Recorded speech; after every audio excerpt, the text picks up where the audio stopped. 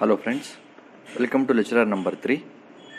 In the last lecture, we covered Dublin principles and implementation of IWRM with 9 important conditions.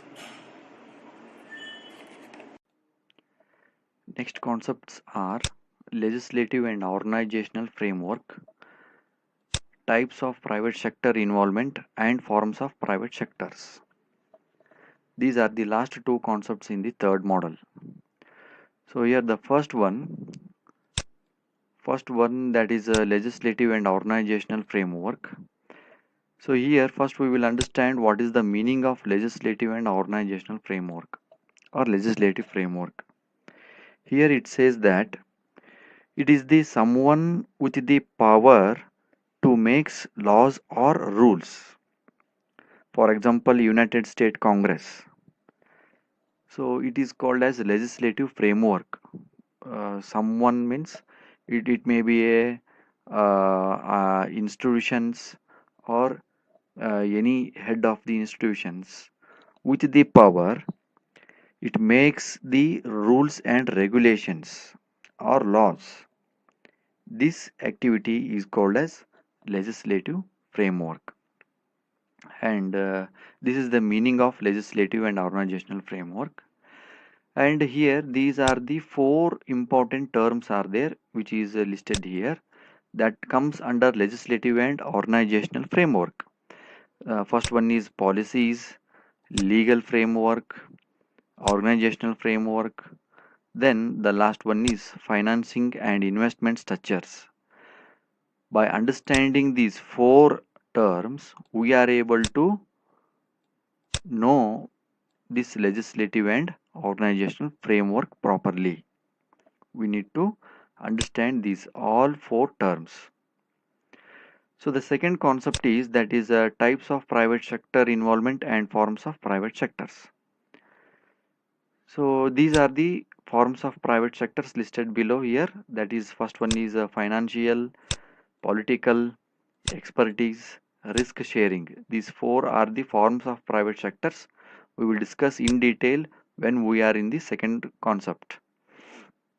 Then these are the types of private sectors, that is full divestiture, joint ventures, concessions, boots, that is build, operate, own and transfer.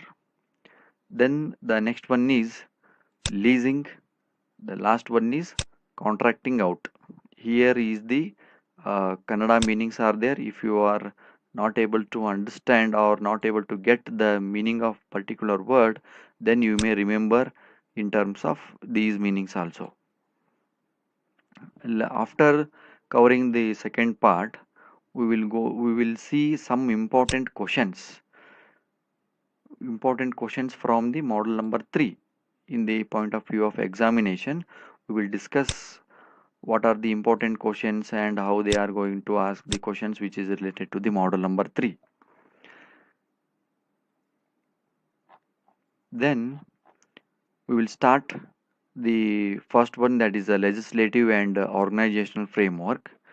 As I said, the meaning of the legislative and organizational framework, keeping that particular meaning in our mind, we will go through the in detail what about the what is the actual concept of legislative and organizational framework and how it is going to uh, take a part in the water resource management subject.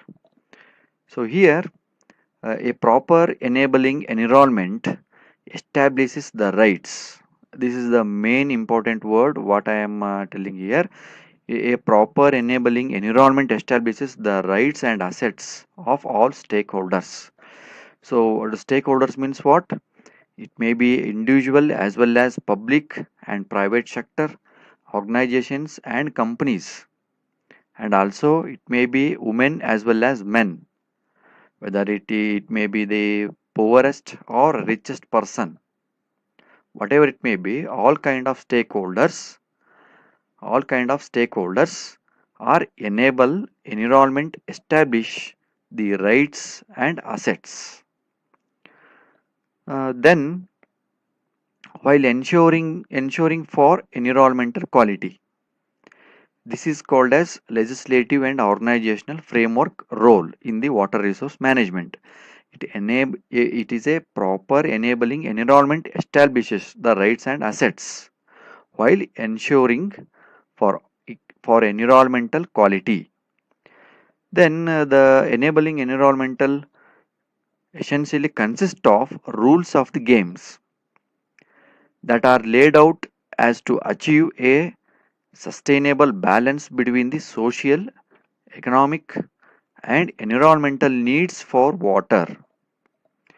These rules can be defined by the four terms that are policies, legal framework, organizational framework, and financing and investment structures. Right? Then we will go through the policies, setting out goals for water use, protection, and conservation.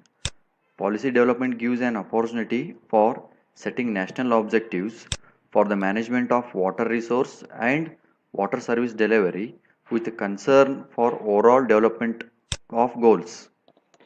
Here, the first condition for the successful implementation of plans and policies is to have an enabling environment.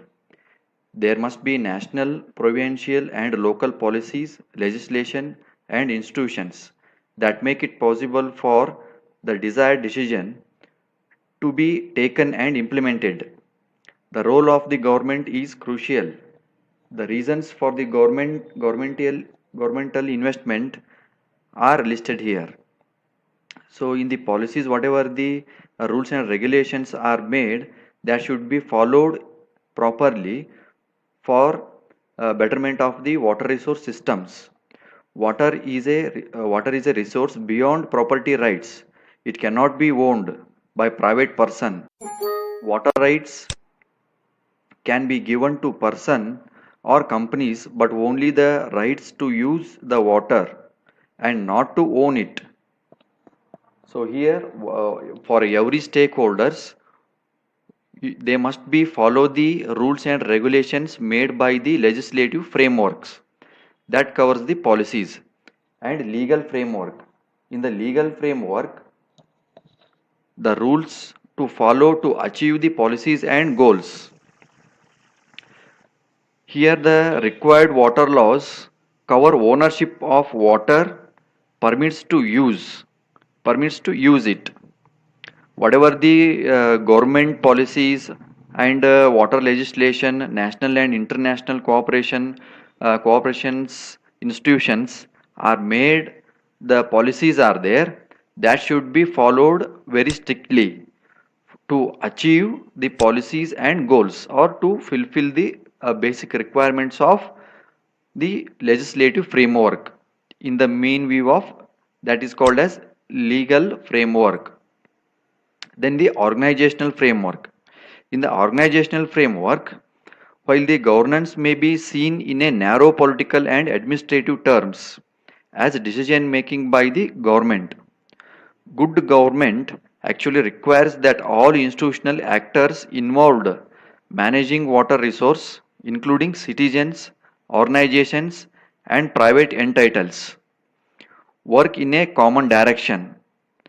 So, in this organizational framework, whatever the government agencies are there, it may be government agencies and private agencies, private institutions should adopt the rules and regulations made by the legislative framework, such as policies and laws.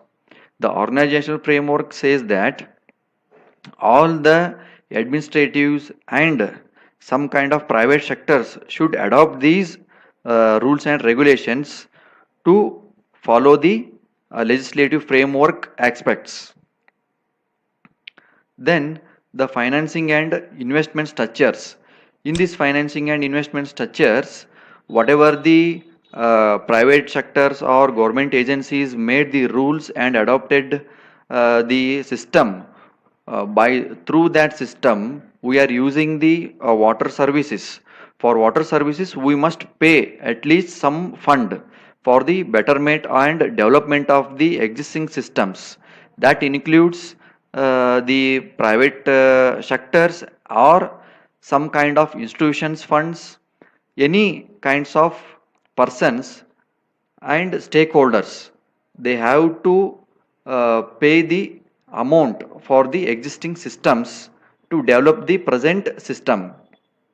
It says the financing and investment structures. So the next concept is that is types and forms of private sector involvement. Here types of private sector involvements are there and some forms of private sectors are there. So the exact meaning of types and forms of private sector involvement in the legislative framework, that are in the forms of private sector, we are able to see the financial aspects, political aspects, expertises and risk sharing. Here the financial means again it will come to the financing and investment structures. Whatever the private sectors are there, they need to contribute or they need to collect the some kind of funds, and it says government passes on the cost and work for raising funds to adopt or implement the betterment water existing systems. This covers the forms of private sector in financial aspect. Then the second one is political. Political says that it is a necessary but unpopular forms, unpopular reforms. For example, raising traffics, collecting unpaid bills, reducing the workforces. These are carried out by private companies rather than the politicians. Then the expertise. Private companies are or if large or international, bring essential know-how in some technical and economic fields. Some kind of expertises, it comes under private companies. They suggest the rules and policies for adopting the best one of water systems. That kind of expertise also including the legislative framework part. Then risk sharing. In the risk sharing means it is it is a kind of leasing or it is a partnership activity. Whatever the whatever the present existing schemes are there, that should be continued by the partnerships. Partnership means the government is going to continue the work with the stakeholders by getting that stakeholders in a partnerships. So it is a kind of risk sharing also. If something goes wrong, then there will be a lot of risk are there. So that it says the risk sharing is one of the aspects of forms of private sectors. Then types of private sectors. The types of private sectors are full divestiture, joint ventures, then concessions, boots, build, operate, own and transfer, and leasing. The last one is contracting out. The private sectors, whatever the listed here, they are taking a major role in the legislative framework which is made in the water supply systems or water resource management system. The full derivative says that transfer of all public assets through sales, in which case the private sector obtain full responsibility of the water supply network, facilitates and operations. It says that it is the kind of full involvement in the policies or systems. Then joint ventures. The joint ventures, partial transfer or partly transfer of assets through share sales resulting in shared ownership and operating responsibilities between the private and public sectors. So as the name highlights that joint ventures, it is a kind of partnership works. Here, partial transfer of assets through sharing sales resulting in a shared ownerships are there, and operating responsibilities between the private and public sector takes a major role. Then concessions. A concession says that assets remains in public ownership, but use of the system is to private operates for example 20 to 25 years or 30 years, 10 years, who are expected to invest in a specified improvements and expands in return of fee collection or other forms of payment.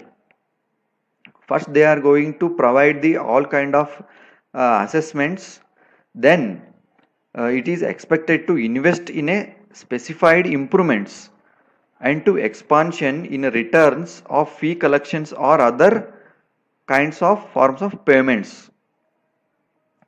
Then the next one is BOOT, build, operate, own and transfer. This scheme where contractors for the construction of particular infrastructure projects are required and where ownership is handled to a public organization after a specified number of years. This kind of activity comes by the own risks. That means they need to build it, they need to operate it, and they need to survive it for the designed period, and then finally they may transfer the schemes also. So in this boot, it says that the whatever the schemes are there, it is developed and owned. Then it is later transferred.